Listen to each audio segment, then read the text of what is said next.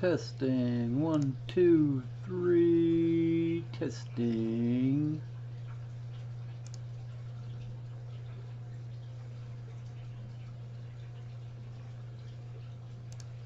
Test, test, test.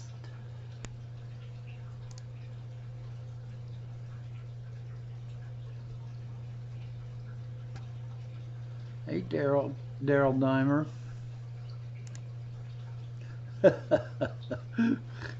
Is the sound coming in okay?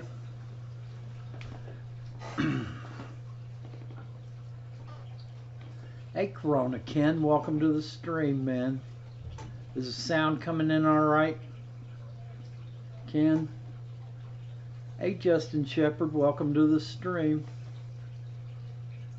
Thanks, Daryl. Thanks, Justin. Thanks, Corona Ken. Once again, I'm utterly bereft of any axe to grind today. This is getting bad. I'm just not able to generate a topic that I feel like is worth. Hey, King Lee, welcome to the stream, man. King, hey, Nisi, welcome to the stream. The hostess with the mostess is here. Lumpy Dog, welcome to the stream. King, I just wanted to say that I really enjoyed your video, your subscriber giveaway video. You went through just about every issue that one of us can go through on a video. In the basement where the internet was bad, dropping the phone, it was wonderful, man. You got all that stuff out of the way, King, and you should do lots of live streams from now on, man, because you don't have any other obstacles to overcome. You've already been there and done that. Yeah, we could tell it was hectic, King, but it gets a little easier, King. You get to the point where an hour goes by and it's like, where'd that hour go? Hey, JH Aquatics, Joseph. We're inching forward closer to our Peru trip, man. Have you got your plane tickets yet? Hey, Heather, welcome to the stream. Flint's Fish Forum, how's Flynn today? Nisi asks, anyone have favorite storage containers for water? And King Lee says he uses brute trash bins. I've always used the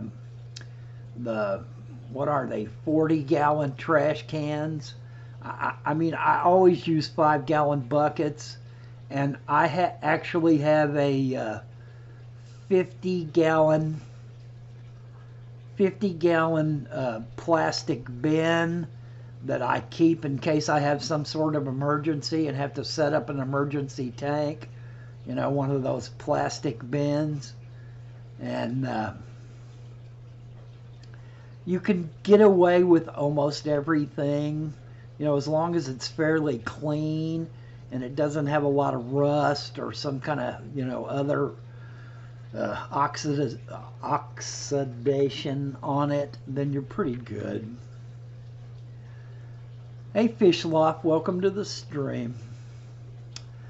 And Joseph asked me, so you're figuring out what you're going to pack for the Peru trip. Joseph, I have been looking high and low for some kind of footwear to wear that's going to be comfortable, keep the briars and the nettles out of my feet, and yet be good for trekking through the grass, getting wet, drying out. Ouch, Joseph. Buying a PC is not exactly cheap. Of course, there may be some people around you that have PCs that they can't use right now that they'd rather have the money for. So you might get away with a decent used one. Flynn says, watch out for Titan beetles. Are those the big 3-horned beetles that have a pincher? Fishloft says grab some Vans. What are Vans, Fishloft?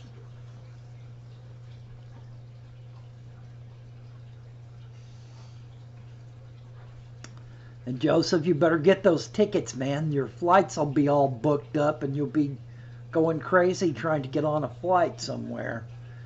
I ended up dropping 2,000. Yeah, I understand that Vans are shoes. I understood, Fishloft, when you said that Vans are shoes, but I just don't recognize the name. Are they European? Are they English? Are they South African? I just don't know. I don't recognize Vans as a type of shoe. You're gonna have to forgive me because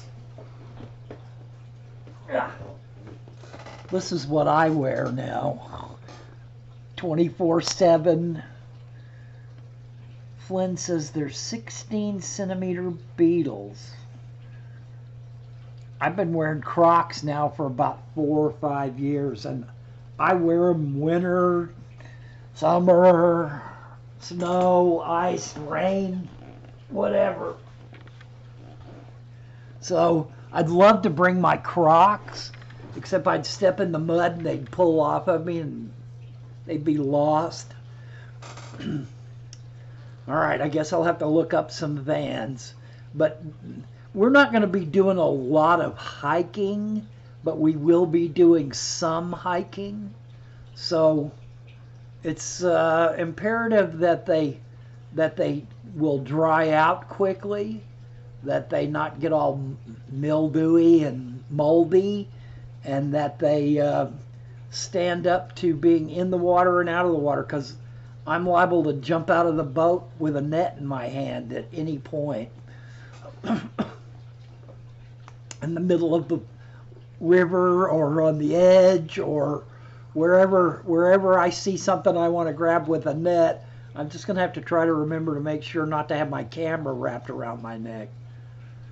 Kuda's water shoes, says Joseph. Yeah, I think I've seen those. I've been getting backpacker magazines. When I go to the grocery store now, I look at the magazines, and if the outdoorsman magazines have something that looks good on the cover that might help me, then I pick one up and kind of browse through them. Tivas.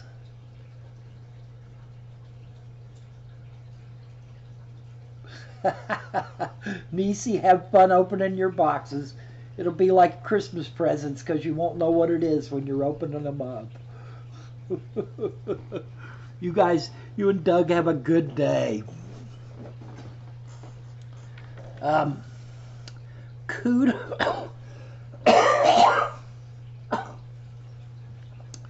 Kudas water shoes and Tivas. I'll have to look those up, man. The problem with the high-end hiker magazines is that all the shoes are $600 or $700, and that's not within my budget.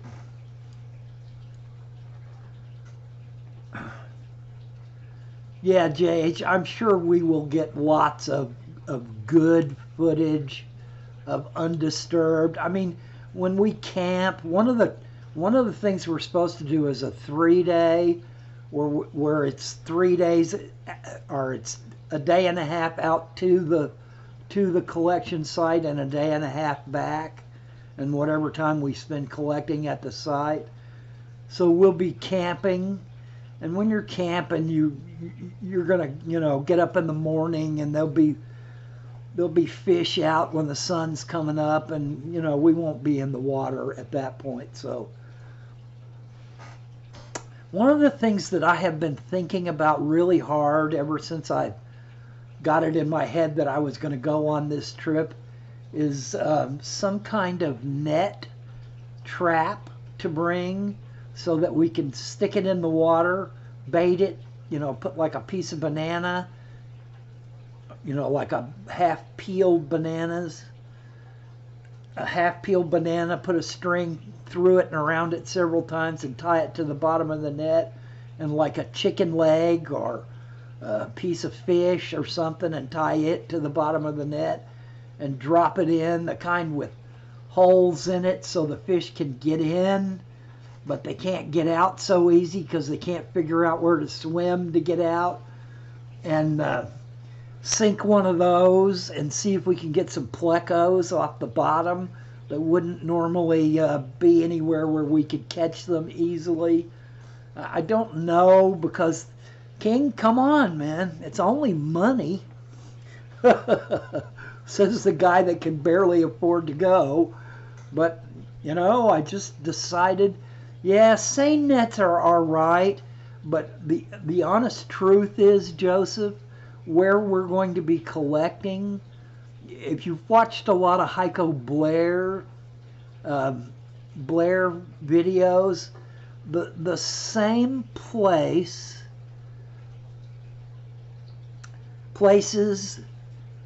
always have a lot of overhanging water plants. There's a lot of, you know, like there's just a heavy concentration of plants. Hey, Victor. How's Charles doing, Victor? I talked to him the other night in Bob's live stream. And King, we want you to come, man. I think you would love it. You're not going to catch guppies down there, but I think the experience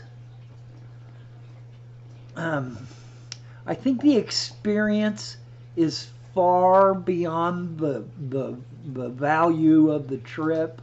I think just getting out in raw nature, and believe me, this is pretty much going to be about as raw nature as you'll be able to get into.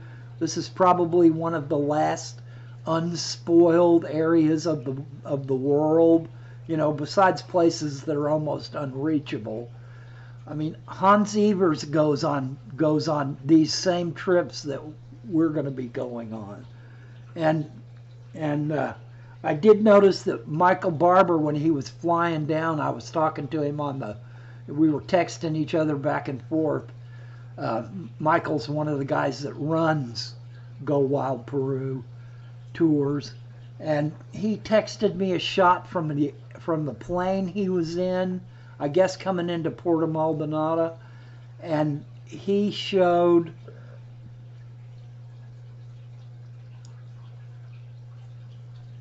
wow, Victor, you got to talk to the guy I'm going to spend a week with.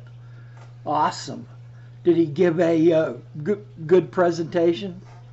Anyway, the same Michael that Victor just got to watch give a presentation texted me from the plane with a shot out of his plane window, and it was the same strip mining that's gone on all over the rest of the world, where they just go to a hill besides a stream or a creek and just pump water out of fire hoses straight into the side of the hill or, you know, small mountain, and they just pump red clay mud everywhere. It runs back down into the stream. It runs down the stream into the river. It is literally destroying environments.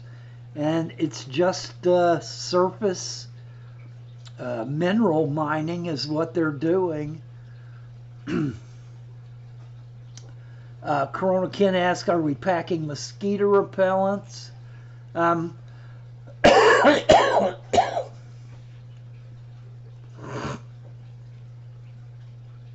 Ken, my personal experience going on whitewater canoeing trips up in Canada and different places is that the repellents end up getting washed.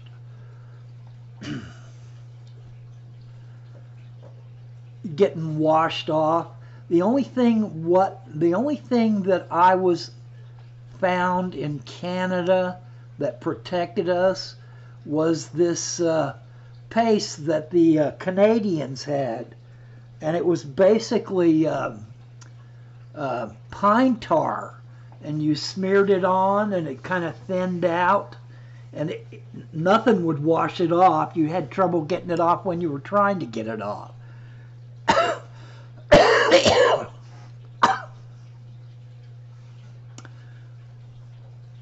That's awesome, Victor. That he talked about the trip and I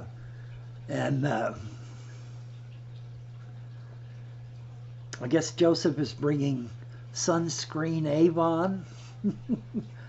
I'm about a quarter American Indian, Cherokee in my bloodline. This is European. Everybody asks me, how can your hair be regular colored and your beard be white? This is American Indian. This is Cherokee. This is white man, European blood. So I've got a white beard and my hair is not colored. You can look at my roots and my bald scalp and see that I'm only going bald because I wore a ball cap for 40 years doing construction work.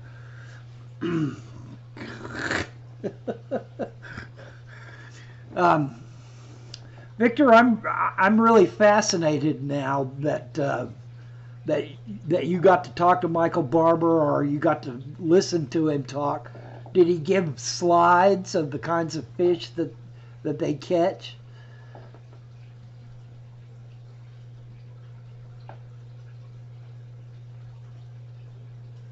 Skin so soft, best repellent I ever used, but the deer smell you for miles. Yeah, no kidding. Hey, Valley Fish, welcome to the stream, man. We're pretty much just shooting the BS here. We've got no topic. We've got no idea what we're doing. We're just chattering. Joseph's here and he's going on the trip, so we're talking about the trip. Victor has had a chance to see Michael Barber from Go Wild Peru, and he gave a presentation last Saturday. I'm really interested to know more, V-Stack, about what he talked about and if he showed slides of fish that they're catching and all that good stuff. Awesome.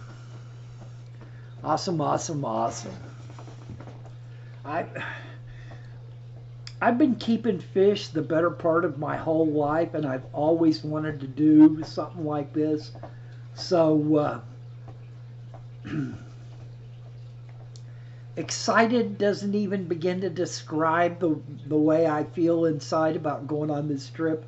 This is like my one big shot, so I'm going to want to do everything and overdo everything. I'll probably be moaning all night long because my legs are aching because I overdid it during the day.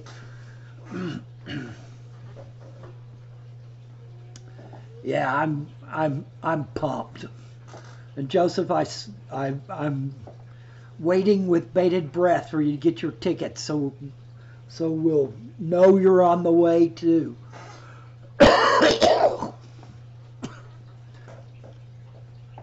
I wish King would decide that it was more important to spend the money on this than something else and come with us. I understand when you have a family and you have commitments that you can't just decide unilaterally to do something without consulting everyone. Yeah, now I've not seen any pencil fish. I've not seen any pencil fish come out of the water. If you go to their site, they show a lot of the different kinds of fishes. Joseph, we won't be anywhere near Altum Angels because we are going to be a lot closer to the mountains. The water will be a little harder and a lot colder than where you're going to find angels at. And I don't know that we're going to catch pencil fish either. What we're probably going to catch is weird varieties of tetras. Bricons is basically what they call them. Some of them are not even denoted by species from the ichthyologist yet. Some of them are. A lot of them have been named by people that have caught them and put them on slides and stuff. Red Peruvian. I don't think so. Remember that the water comes off the Andes Mountains that are to the west, comes right off of those mountains, and we are probably going to be about 20 or 30 miles or maybe 40 miles from those mountains. When you fly into Lima, you will be on the western side of the mountains, and when we fly to Puerto Maldonado, we will basically be going straight up, going over the mountains, coming back down again, and landing on the eastern side of the mountains, and that is where Puerto Maldonado is. And Machu Picchu is a bus ride away. So if you think about your Incan Peruvian history, we will be in the very southern end of Peru, on the eastern side, where it borders with, think about my map here. It borders with Venezuela. I'm going to have to actually look on a map here, because I don't think it borders directly on Brazil, and I think that the fish that you are talking about are mostly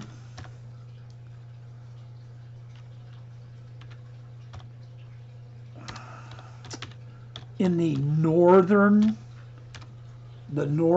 parts of Peru. Let's see, I need a map that's going to show me everything. Puerto Maldonado is far enough south that it only borders, the area we will be in will only border Bolivia. So all of this water, further, maybe looks like 100 miles south of the Brazilian border. So it's just going to be in an area that is the beginning of the lowlands. That is where the rivers that make up. We should see apistos and cory cats, yes. Now, they're not going to be the apistos and cory cats that you see elsewhere, the normal ones. These are going to be perhaps more ancient varieties, because the water is coming straight off the mountains. It is still colder. It is much colder than it is once it gets down to the lowlands. Yes. Victor, did you recognize any of the tetras and catfish that he talked about? Were any of the fish common to your knowledge? Because I don't think they are. I think that this is an area that's relatively unexplored, and I say that in such a way that it means that it is not gone to that often. Hey Joel, welcome to the stream, man. This is the first lowlands that the mountain water hits. I've seen lots of pictures of little waterfalls in the area and large waterfalls in the area. So you've got this snowmelt coming off of the mountains, and springs too, freshwater springs that pop up around the bottoms of the mountains and form rivers, and those rivers work their way to the lowlands. And where we are going to be is inside of a national park in Peru, and it is the beginnings of the lowlands that form the rivers that we all think about when we think about um, places where ultima angels are collected, places where um, discus are collected, most of the normal tetras, corridorus.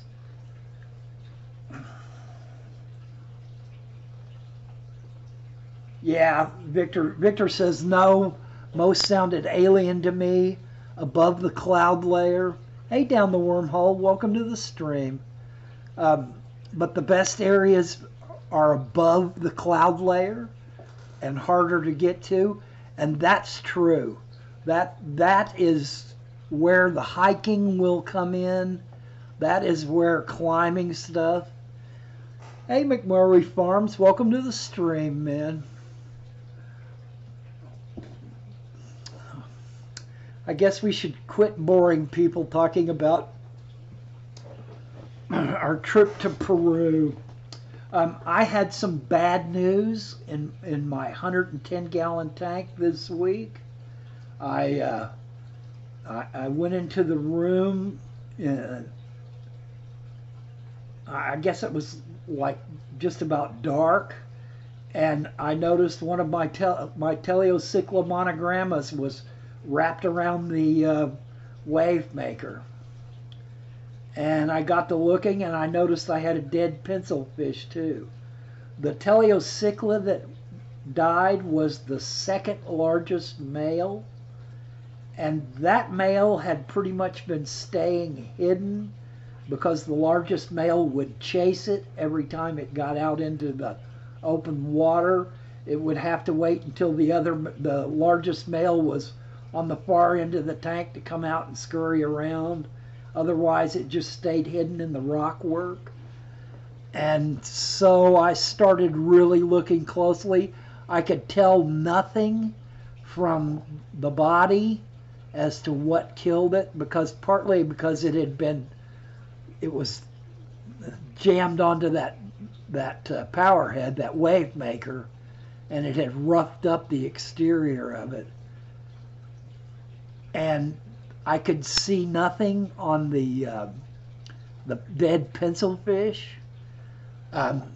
So I started looking at the rest of the fish really closely to see if I could see any bad behaviors that indicated to me some sort of pathogen or something.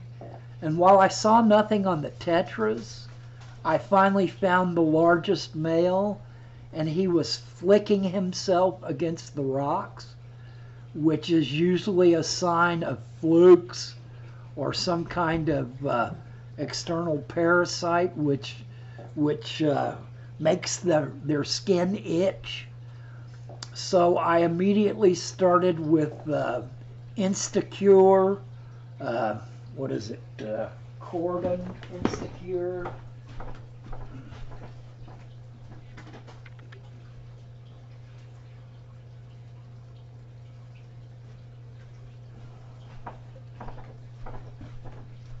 Good thing I went and looked. Cordon Rapid Cure, which is ick and parasite treatment, but it's really heavy on the malachite green. I guess I didn't get a good... I need to look at this under the light that's on it and see if it's showing very well. My light is just bad and too bright to really see it. Anyway, it's Cordon Rapid Cure, and this is not something that I use a lot, but in an instance where you're dealing with tetras, plecos, teleocyclas, which are all kind of almost scaleless fish. You pretty much treat tetras as a scaleless fish when you're treating them, and this stuff recommends 1 drop per gallon, 1 drop per 2 gallons on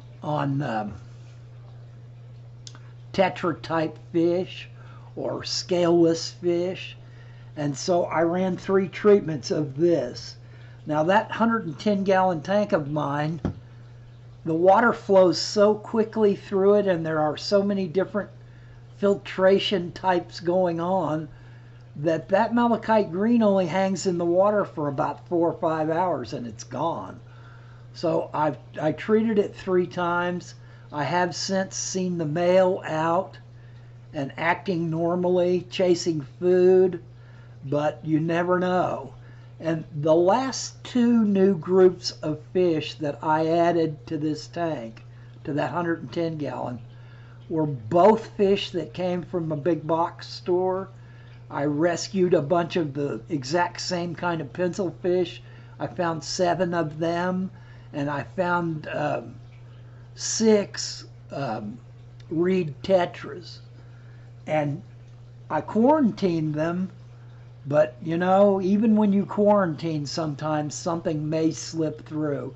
And it may have come from some sort of cross-contamination. I've put some guppy grass in there from my wife's tank, because that stuff's almost impossible to kill. So I may have cross-contaminated at some point, but it's been a long time since I put that guppy grass in, so it would surprise me if it was that. It's probably something that survived through my quarantine process, and either that or it's just something that came about on its own. You know, fish harbor pathogens.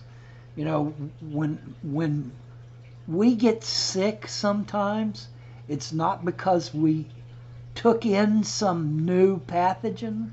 A lot of the time, it is because of a pathogen that is in us already, but is usually held in check by our bodily systems until some kind of stress or other kind of illness gives it a chance to take hold and infect us badly enough to where we're ill by it. And it's the same thing with fish. They all carry any number of pathogens in their bodies, and when they're under some sort of stress, whether it be pecking order stress, whether it be starvation stress, whether it be breeding stress, whether it be lack of water changes and water quality dropping stress, whatever kind of stress there happens to be, it can cause an outbreak of some sort of thing that was pretty much held in check up until that point, and the fish became stressed enough. You know, it's not always something you brought in. A lot of the times it can be something that came in with the fish, but the fish was, its immune system was strong enough to keep it back and hold it from causing trouble. You know, you just never know. So I'm on illness watch on that tank.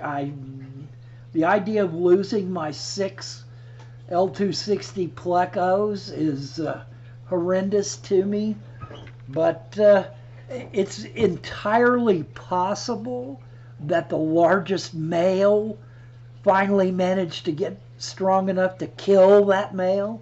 This is not something that's that unusual for a fish to become dominant in a tank and kill a lesser dominant fish.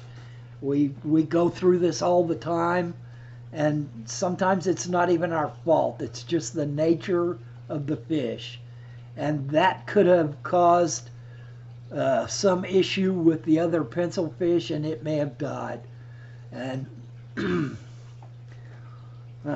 so I'm on watch on my 110, trying to make sure that nothing more goes wrong.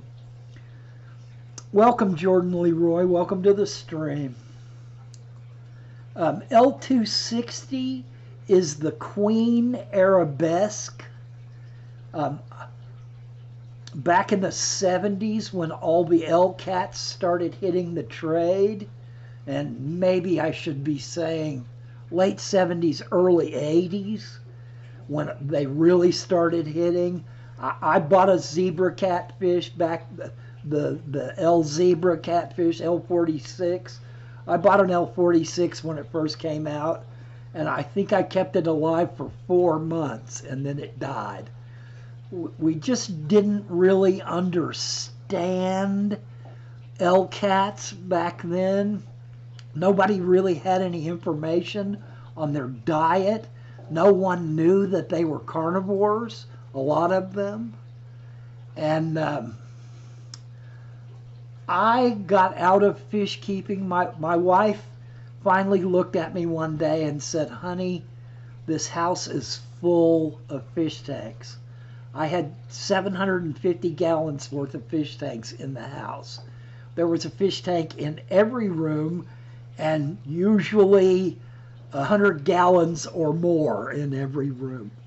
And she said, "Honey, you're not really keeping very many fish right now. You just got big fish in all these big tanks.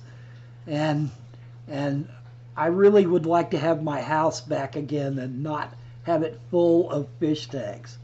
And I couldn't argue with her. So I gave most of my big tanks to my local club, and I went dry. And I went dry for about 4 years, 5 years. But the last fish I had bought before I went dry was a Queen Arabesque L260 Pleco. And I just adored the way the fish looked. I put it in a tank and it promptly disappeared. And I could not even find it when I cleaned that tank out to break it down several months later, or 4 or 5 months later. I was looking for the fish and could not find it in the tank anywhere. I don't know whether it died, whether it crawled up in a hole so tightly that I couldn't figure out where it was when I undid the... I could not find the fish. I never saw it again. I mean, I say that, and I would catch glimpses of it now and then. But even then, I was feeding it algae wafers. And those fish they're carnivores. They eat meat. They eat dead fish. They eat bugs. They eat anything they can get that's protein. So, hey, Angelo's Fish Tanks, welcome to the stream, and good evening to you, too.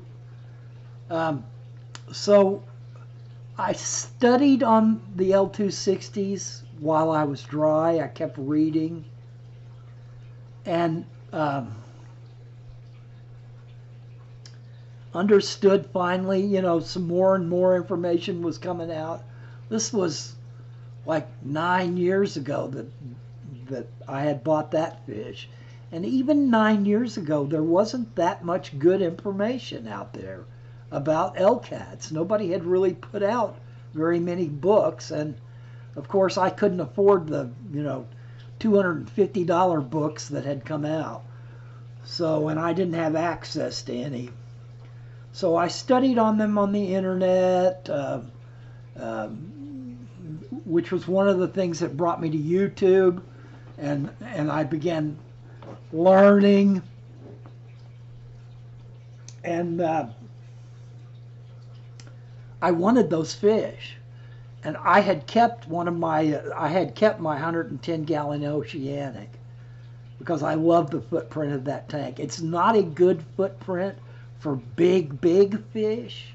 You could keep discus in it because discus don't need that much room, but it's very narrow for a tall 100-gallon tank, and it's the 4-foot footprint, but it is not very deep as in how wide the tank is. The tank is like I don't even remember, like 16, 18 inches, where most of the big 4-foot tanks are 2 foot deep. This one's like 1.5 feet or 1.25 feet. But I had kept that tank.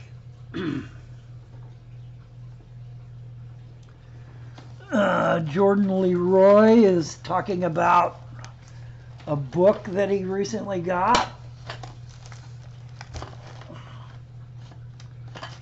And I can commiserate Leroy, Jordan Leroy, because I actually have this book myself, and I one-upped you a little bit, because if you look on the first entry page, I got Ingo Seidel to sign it.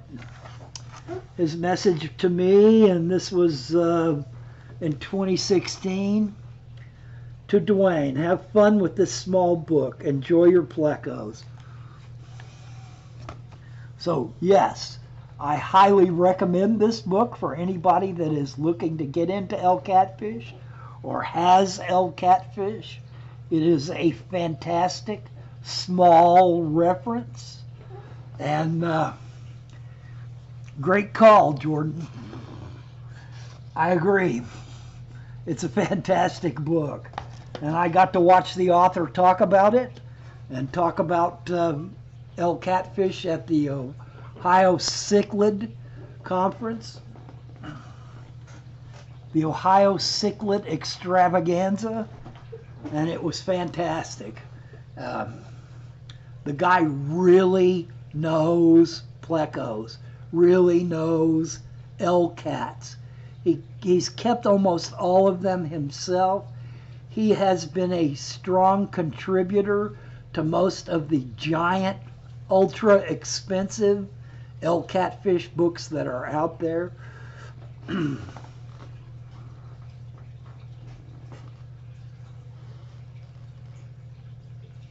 L66.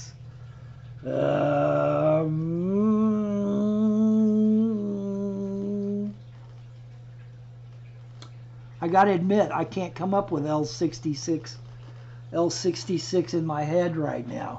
I can look it up in this book, but I'll let you tell me the common name. My guess is something like gold king tiger, white and black. Yeah, that's one I haven't seen, I guess, or haven't spent too much time looking at. Is that one of the ones that gets to about 6 or 8 inches full grown?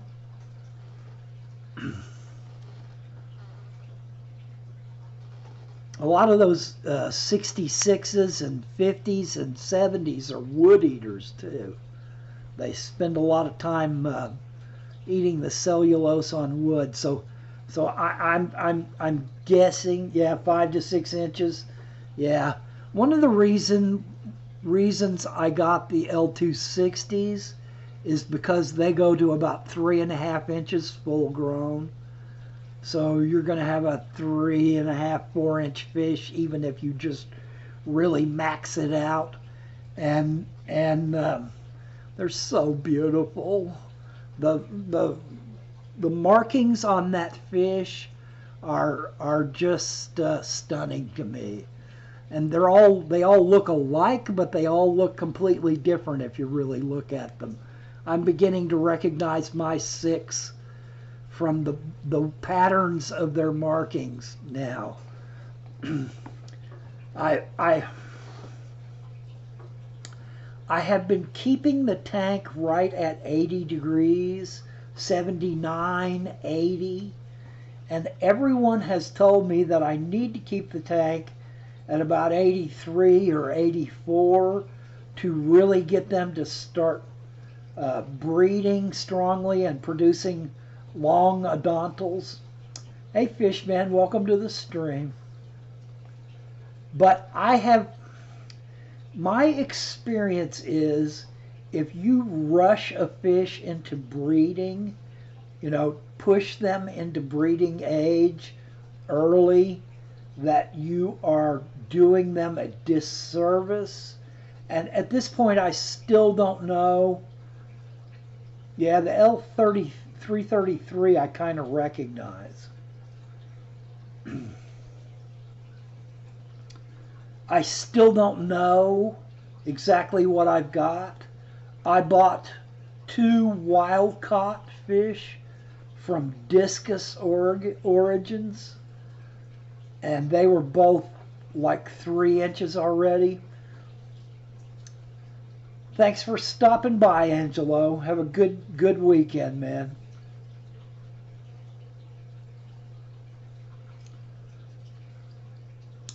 I bought 2 wild caughts at $60 each from Discus Origins, and then I bought 4 juveniles at $25 a piece from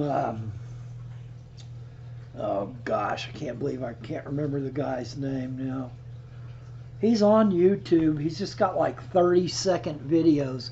He keeps about 40 different kinds of plecos and breeds them. The guy lives out in California, has a huge fish room that nobody's ever seen, and he just breeds plecos like crazy. And he'll put 30 or 40-second videos up. I'm not going to look him up now. I'll post it somewhere later, or the name will come to me. That's one of the problems with getting old.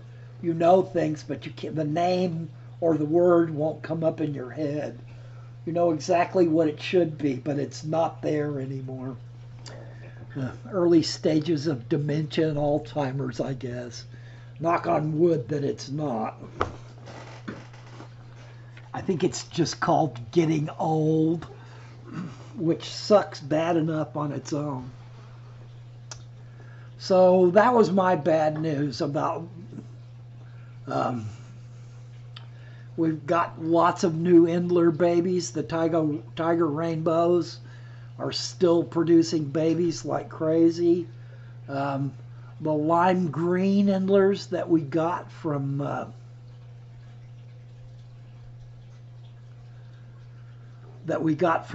Lucas this last time are starting to grow up. You see them hit or miss here in this video behind the. That's what this tank is. This is the Aru tank, Aru2 tank. It is 2 Aru2s, a pair that we had before, and then 5 more males that we got from Lucas this trip that we went to Lucas's house. And there are also 4 lime green Endlers in there. He gave us 2 females, juvenile, but 2 females and a male, and 1 little tiny baby that we have no idea whether it's a female or a male. But eventually they'll start producing lime green Endlers for us. And this footage was taken not long, like a day or two after we got them in the tank. And Joseph says I was talking to Jimmy about making fish flashcards. And that would be kind of interesting. If I was doing that, I've actually seen fish trading cards way back in the day. And I can't remember who made them or how many fish were on them. But I have actually seen fish trading cards. So that one's been done. Fish flashcards, I'm not sure that one's been done before. But it would be really hard for me if I was making fish flashcards to decide how deep I was going to go with the questions. Because if you go really shallow, then a lot of people will be able to answer them. But if you go really deep, really deep knowledge, things that are, ray count and fin count and that kind of stuff, different layering of scales, people are going to have a hard time with those fish cards, those flash cards, because there's some really difficult questions you can ask about fish.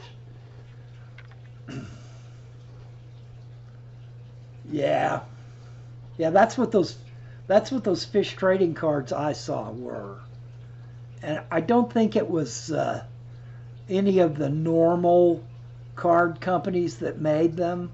I remember seeing them in Texas. Somebody was showing them to me. And it's been a long time ago, like 20 years ago, or no, 40 years ago, since I saw them. So they probably went out and have been long gone.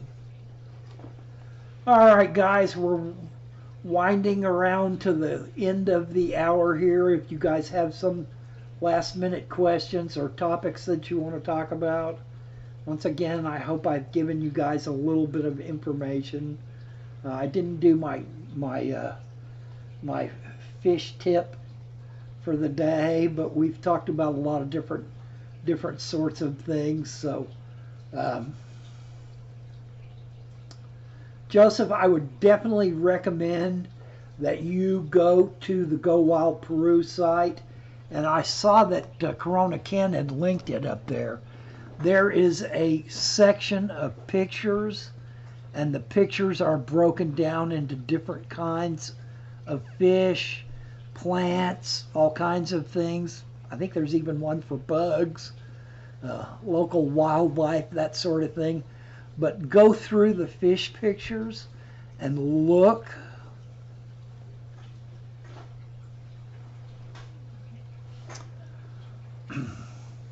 Oh, Justin Shepard said, why don't people keep native fish like Mad Toms or others? And Justin, part of the reason that people don't keep native fish is that a lot of them are illegal to keep, because people would keep them, raise them up to a huge size, and then sneak them into a fishing tournament and win a big money prize that way. So there are a lot of local native fishes that are illegal to keep. Now, I have kept a lot of native fish. I found them to be messy. They don't seem to be as tank oriented. I've kept dace. I've kept sunfish, pumpkin-eared sunfish. I've kept catfish, channel cats, mud toms, a lot of those fish. But I did most of this back in the day when there weren't so many rules about what you could and couldn't keep.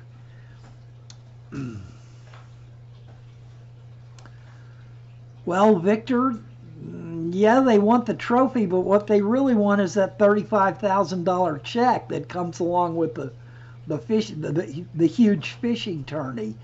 And people will keep bass in a home aquarium and get them up to lunker size and fatten them up and then sneak them into a tournament and win 35 grand off of it. So that's some of the reasoning behind the fact that it's illegal to keep those kinds of fish in home tanks.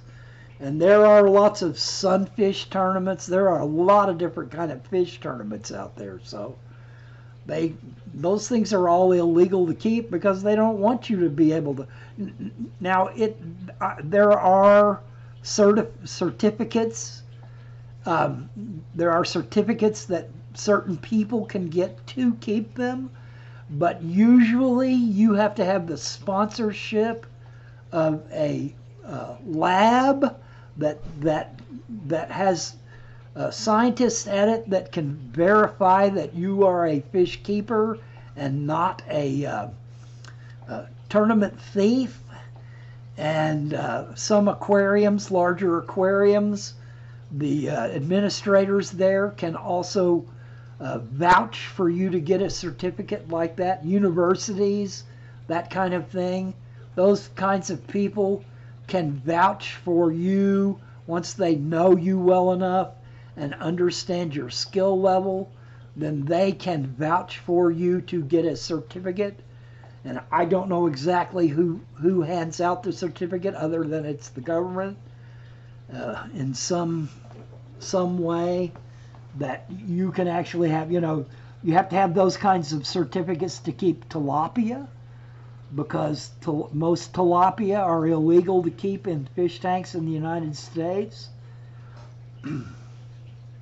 Right. And Jordan says it's similar in the UK. You need a license for snakeheads, but that's to prevent the invasive species problem.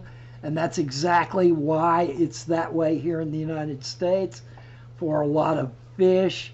If you get a tank full of tilapia and you put them in a native waterway, they will decimate the local native species because they have evolved to produce young that are larger, that grow faster, that will eat all of the smaller fry in any other native species clutch.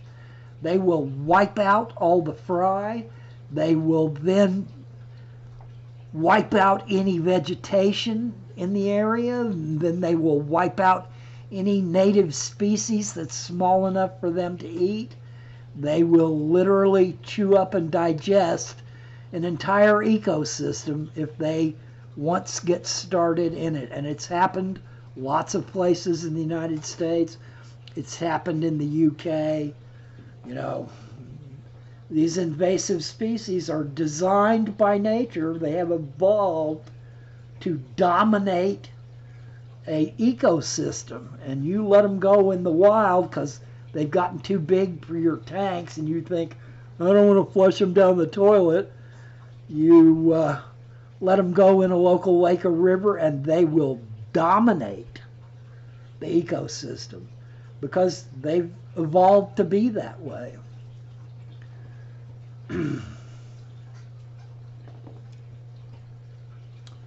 All right, guys. We're winding it down. I hope you guys have a good rest of your Saturday and have, yeah, those are RU2s that we got from Lucas. We had a pair. My wife bought a pair. I think it was from the Wet Spot or someplace. She got a pair. And she wanted more of them to set up a breeding colony. And Lucas, Victor, you've seen these fish before. They were in Lucas's tank at Aquatic Experience. Those were the RU2s that were in that tank. And I bought them from him. I paid him for them because some other guy wanted them. And I said, no, Lucas, I want them for my wife. That's the one thing. She was supposed to come to Aquatic Experience with me, but she was feeling so bad that she would have probably had to stay in a wheelchair the whole time. And she didn't really want to, you know, fight her way around the floor in a wheelchair. So she decided not to come. And I said, well, honey, you're not coming. You know, we've already bought tickets for you. What do you want from the show?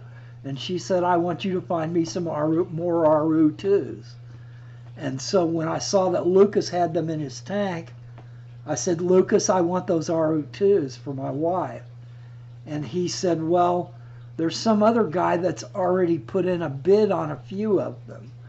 And I gave him a $100 bill, and I said, tell him that this is what I'm offering for those fish. Because I wanted to bring some home.